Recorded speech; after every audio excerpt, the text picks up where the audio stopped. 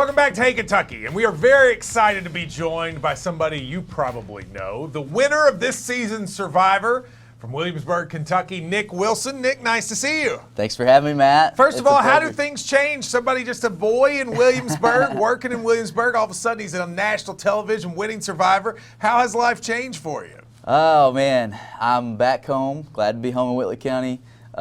Back home, things aren't too different. More people might come up to me at Walmart, but if you're from a small town, people will come up to you at Walmart no matter what. So it's not changed a whole lot, except just so much overwhelming support, and you know, I appreciate that more than anything, because I felt like I was kind of playing for Southeastern Kentucky. So for them to all watch me play and then be proud of me, I mean, that means the world to me. Well, people in the mountains, that's where I'm from, are very proud of you. And you won this year kind of in a different way. Like a lot of years, people are kind of always backstabbing and scheming. You were like the good guy that won. The good guy never wins on that show. Why were you able to do it? I think I just kept my backstabbing hidden really well. Because you were doing it without them seeing it. I was doing it, but somehow I was allowed to. So I just played that up to my advantage. And I don't know if it was my accent or what, but I mean, when people got like an alliance with me or began to trust me, like they really trusted me.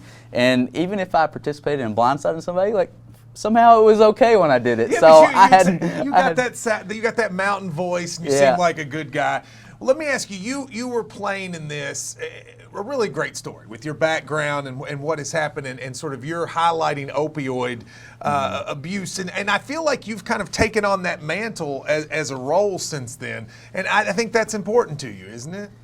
It's very important to me, because if you live in Appalachian, Kentucky in the mountains, somebody, maybe even you yourself or somebody in your family or somebody that you know or are close to, has been affected or addicted to opioids or some sort of drugs in one way or another. And it's affected my family personally. In my time as a public defender, you see how many of these criminal cases are just like drug possession, and it's just people that are struggling with addiction. And so when you're out there on the island alone, it gives you a lot of time to think about what's important.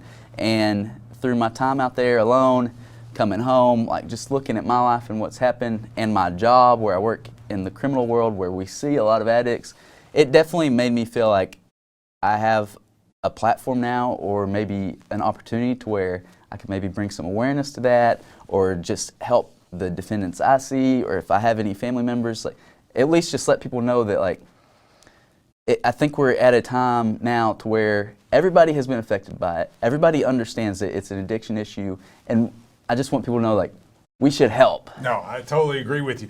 Now, a lot of people watching this, big Survivor fans. Give me like a little behind the scenes stuff, something that maybe people who watch wouldn't know about the show that they would find interesting. So one thing I thought was really interesting was how we got to the challenges and how we got to tribal. And that they actually showed that in our season, because in the very first episode, we hit a wave really hard. And I mean, it felt like we were riding this boat like on a roller coaster for about 2 hours straight, because we were getting hit by cyclones. And just the dangers in the game that aren't even necessarily part of the game, but just something as simple as like being transported from an island to a challenge to tribal council or something like that. So we had a guy get hurt on the boat ride. So they had to actually show the boat and be like, yeah, this is how we get around. And even that is dangerous. So I think, you know, it might be cliche, but the behind the scenes thing that, you know, kind of took me, or kind of I was surprised, is like how real it is, and like there is no faking it at all. Even the stuff that's not on camera, you could actually get hurt. Yes. Well, all right. So what's next for you? I mean, you're gonna keep practicing law, but am I gonna see you like on America's Top Model or some other show coming up? Maybe. I mean, you do the UK games. Maybe you'll see me as the Y one day. Dude, that's like my dream. So if I could just be the Y, maybe you'll see me there. But for now, I'm just back home in Whitley County, practicing law still, and I'm just looking forward to continuing to do that and seeing where the journey takes me. Well, I want to congratulate you for winning, but even more so for me, I want to congratulate you for being like a good representative of Southeastern Kentucky. Too often when we end up on television, it's people mocking us, and you won and you did it the right way. So congratulations. Thank you. Appreciate it. I appreciate it.